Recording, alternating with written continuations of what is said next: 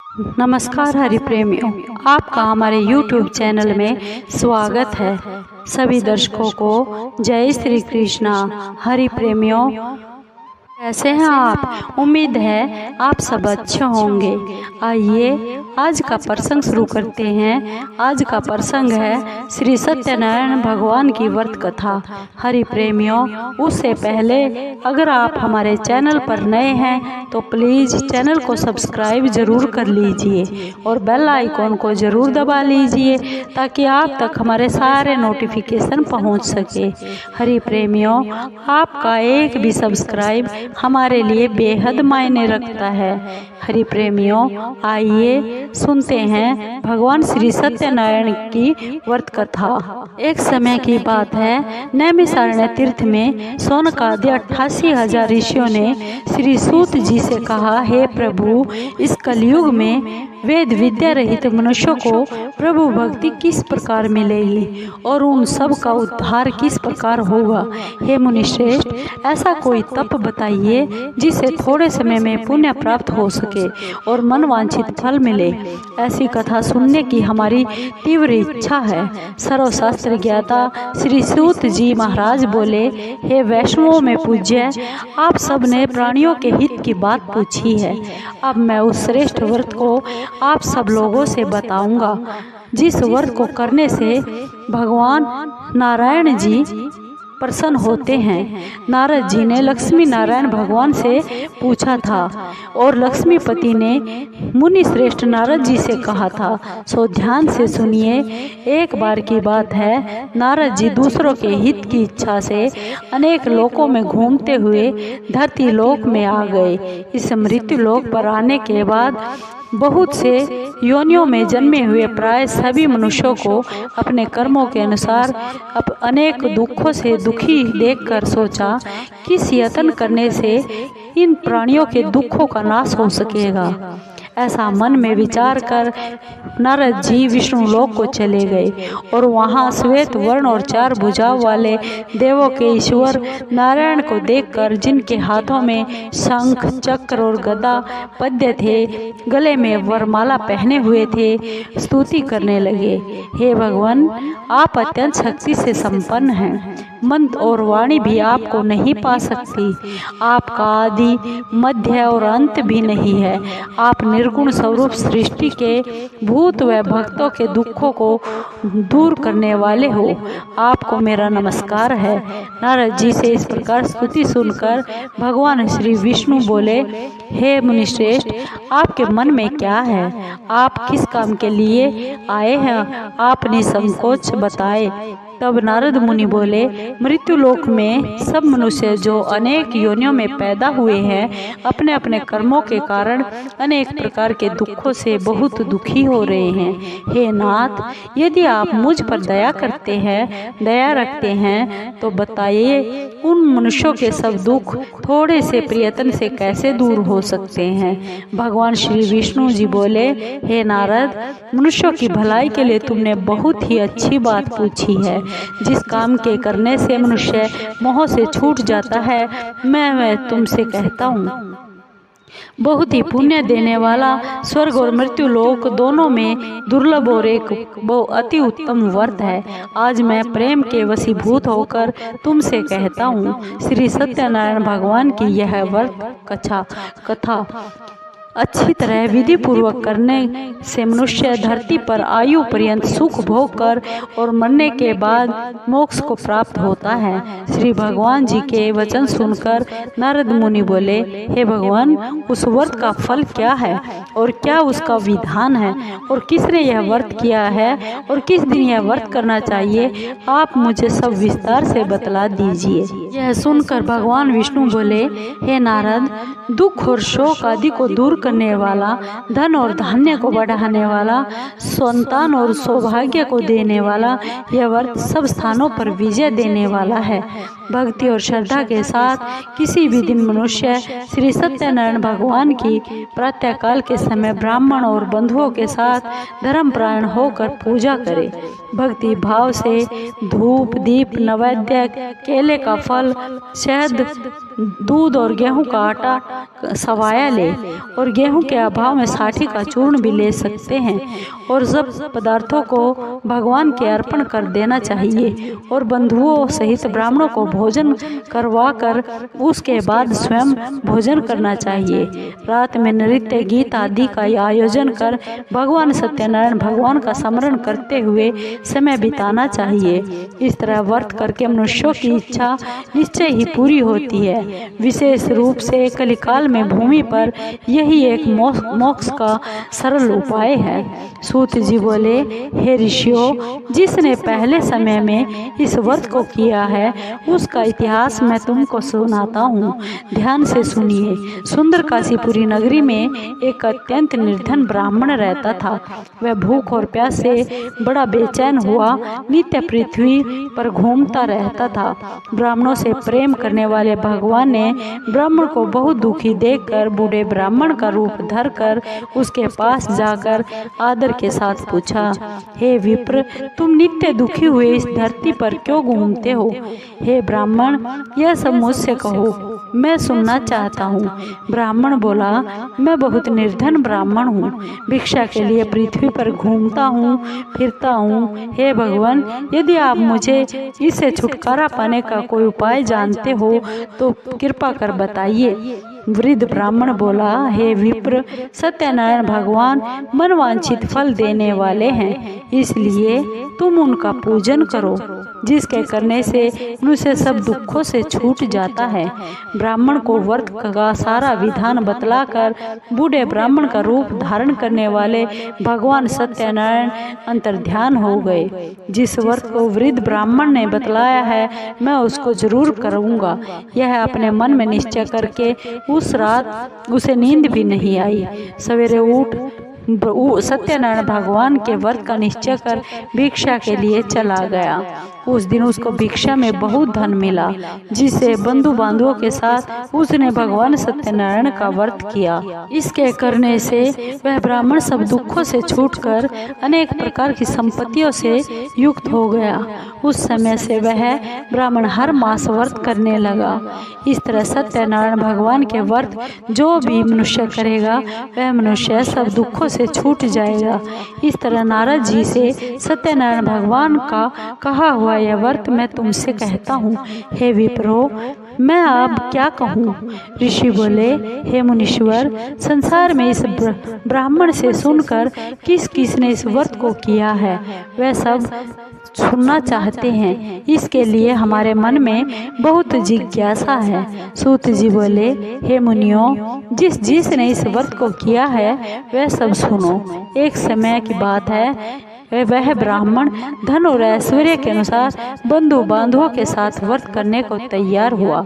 उसी समय एक लकड़ी बेचने वाला बूढ़ा आदमी आ गया और बाहर लकड़ियों को रखकर ब्राह्मण के मकान में गया। प्यास से दुखी लकड़हारा उनको व्रत करके देख ब्राह्मण को नमस्कार कर कहने लगा, ब्राह्मण देव, आप ये सब क्या कर रहे हैं? इसके करने से क्या फल मिलता है? कृपा करके मुझको भी बताइए। ब्राह्मण ने कहा, सभी मनोकामनाओं को पूर्ण करने वाला यह सत्यनारायण भगवान का व्रत है। इसकी ही कृपा से मेरे घर में धन धान्य आदि की वृद्धि हुई है। ब्राह्मण से इस व्रत के बारे में जानकर लकड़हारा बहुत खुश हुआ और चरणामृत लेकर प्रसाद खाने के बाद अपने घर को चला गया। अगले दिन लकड़हारे ने अपने मन में इस प्रकार का संकल्प कर लिया कि आज ग्राम में जो लकड़ी बेचने से जो पैसा मिलेगा उसी से सत्यनारायण भगवान का उत्तम व्रत करूंगा। यह मन में विचार कर वह बूढ़ा आदमी लकड़ियां अपने सिर पर रखकर जिस नगर में धनवान लोग रहते थे ऐसे सुंदर नगर में चला गया। उस दिन वहां पर उसे उन लकड़ियों का दाम पहले से चौगुना मिला। तब वह बूढ़ा लकड़हारा दाम लेकर बहुत प्रसन्न होकर पके हुए केले, शक्कर, घी और दूध, दही, गेहूं का चूर्ण इत्यादि सत्यनारायण भगवान के व्रत की सारी सामग्रियों को लेकर अपने घर को गया। फिर उसने अपने भाइयों को बुलाकर विधि पूर्वक भगवान का पूजन और व्रत किया। उस व्रत के प्रभाव से वह बूढ़ा लकड़हारा धन पुत्र आदि से युक्त हुआ, संसार के समस्त सुख भोग कर बैकुंठ को चला गया। सूत जी बोले, हे श्रेष्ठ मुनियों, आगे की कथा मैं आपसे कहता हूँ, सुनिए। पहले समय में उल्का मुख नाम का एक बुद्धिमान राजा रहता था। वह सत्य वक्ता और जितेंद्रिय था। प्रतिदिन देवस्थानों पर जाता था और गरीबों को धन देकर उनके दुख दूर करता था। उसकी पत्नी कमल के समान मुख वाली और सती साध्वी स्त्री थी। पुत्र प्राप्ति के लिए भद्रशिला नदी के तट पर उन दोनों ने सत्यनारायण भगवान का व्रत किया। उस समय में वहाँ एक साधु नामक वैश्य आया। उसके पास व्यापार के लिए बहुत साधन था। उस नाव को किनारे पर ठहरा कर राजा के पास आ गया और राजा को व्रत करते हुए देखकर बहुत विनय के साथ हाथ जोड़कर पूछने लगा, हे राजन, भक्ति युक्त चित्त से यह सब आप क्या कर रहे हैं? मेरी सुनने की इच्छा है, सो आप मुझे यह सब बता दीजिए। राजा बोले, हे वैश्य, अपने बांधवों के साथ पुत्र आदि की प्राप्ति के लिए यह महाशक्तिवान भगवान सत्यनारायण व्रत और पूजन कर रहा हूँ। राजा के वचन सुनकर साधु आदर से बोला, हे राजन, मुझसे इसका सब विधान कहिए। मैं भी आपके कथनानुसार इस व्रत को करूँगा। मेरे भी घर कोई संतान नहीं है। मुझे विश्वास है इस व्रत के करने से मेरे घर संतान जरूर होगी। राजा से सब विधान सुनकर व्यापार से निवृत्त हो वह आनंद के साथ अपने घर को चला गया। वैश्य ने अपनी स्त्री को संतान देने वाले इस व्रत को सुनाया और प्रण किया कि जब मेरे संतान होगी तब मैं इस व्रत को करूँगा। साधु ने ऐसे वचन अपनी स्त्री को कहे कि संतान होगी तब मैं इस व्रत को करूँगा। वैश्य ने ऐसे वचन अपनी स्त्री लीलावती से कहे।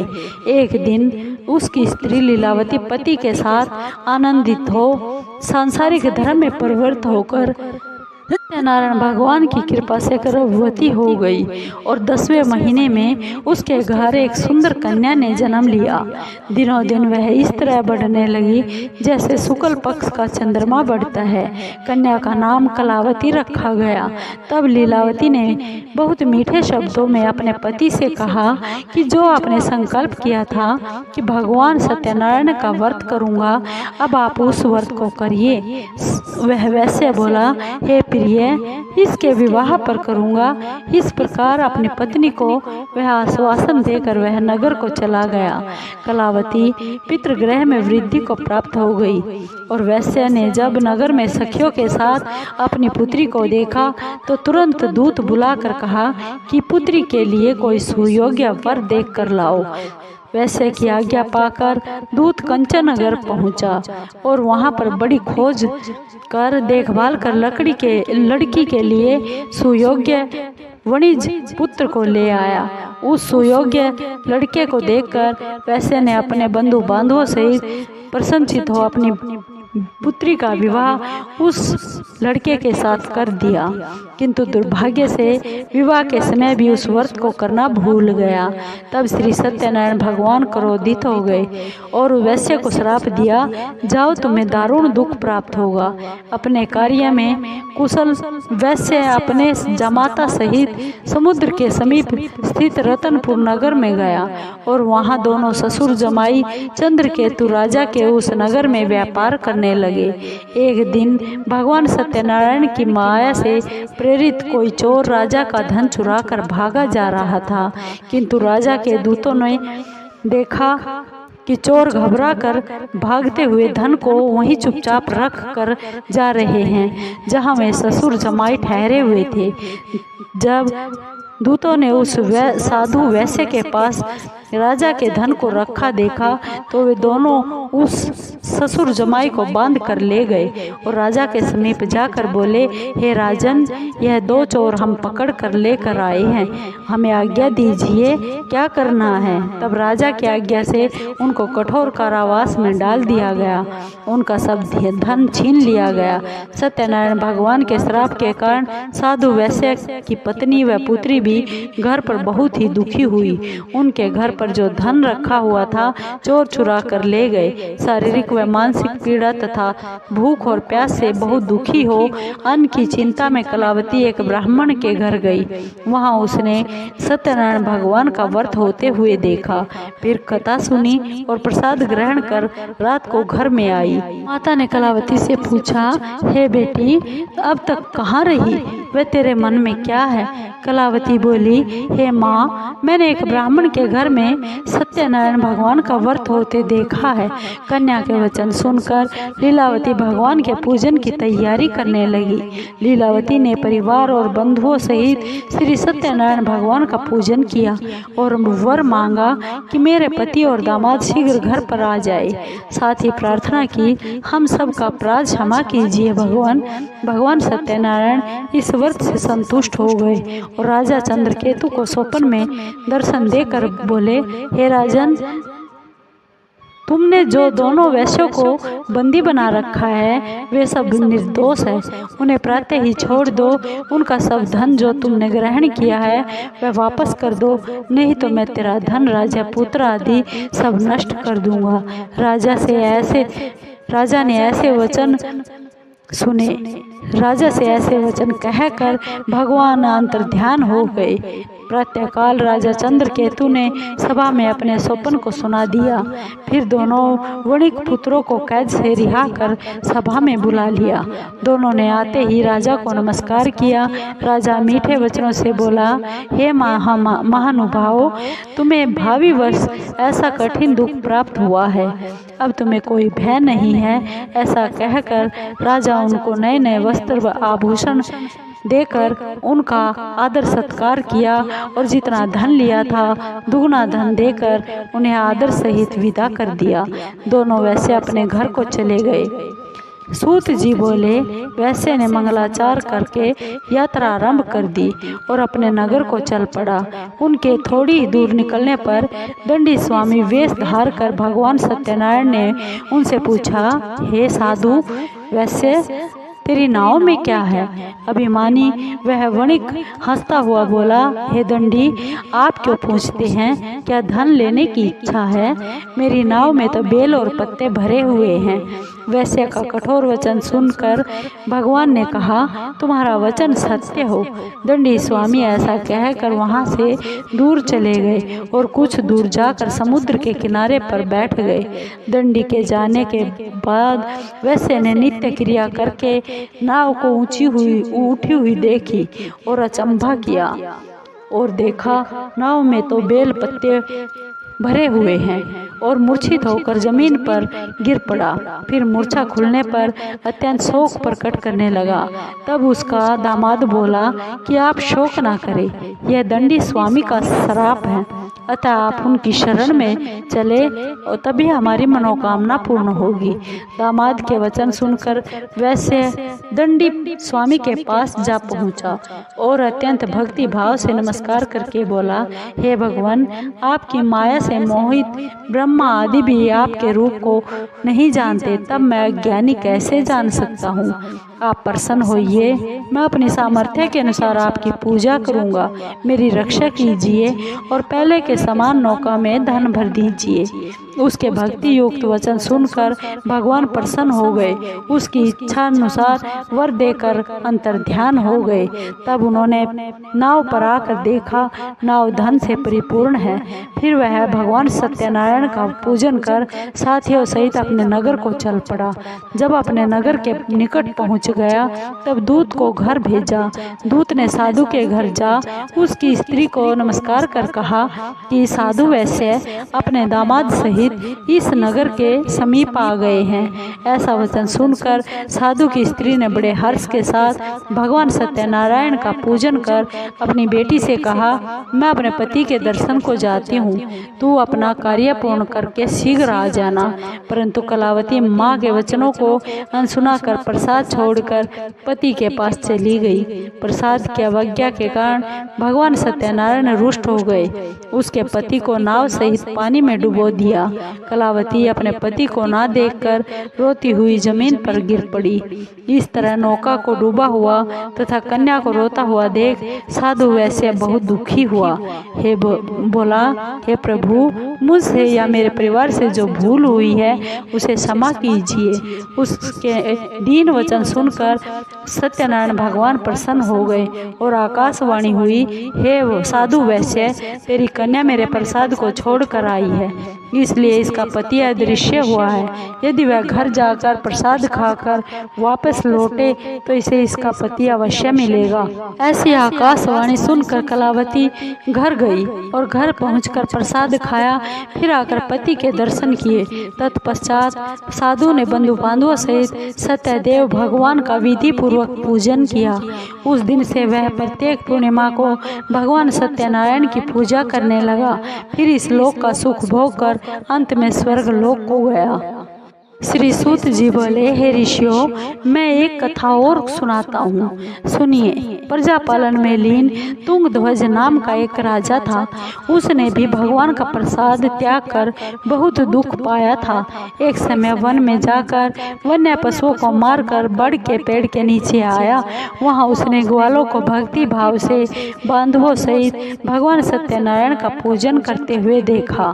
परंतु राजा अभिमानवश देखकर भी वहाँ नहीं गया और ना ही नमस्कार किया। जब ग्वालों ने भगवान का प्रसाद उसके सामने रखा तो वह प्रसाद को त्याग कर अपनी सुंदर नगरी को चला गया। वहाँ उसने अपने सब कुछ नष्ट पाया। तब वह जान गया यह सब भगवान ने ही किया है। तब वह उसी स्थान पर ग्वालों के समीप जा पहुँचा और विधि पूर्वक पूजन करके प्रसाद खाया तो भगवान सत्यनारायण की कृपा से जैसा पहले था वैसे ही हो गया।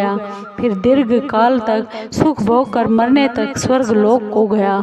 जो मनुष्य इस परम दुर्लभ व्रत को करेगा, भगवान की कृपा से उसे धन धान्य की प्राप्ति होगी, निर्धन धनी होगा और बंधी बंधन से मुक्त होकर निर्भय हो जाता है। संतानहीनों को संतान मिलती है और सब मनोरथ पूर्ण होकर अंत में बैकुंठ धाम को जाता है।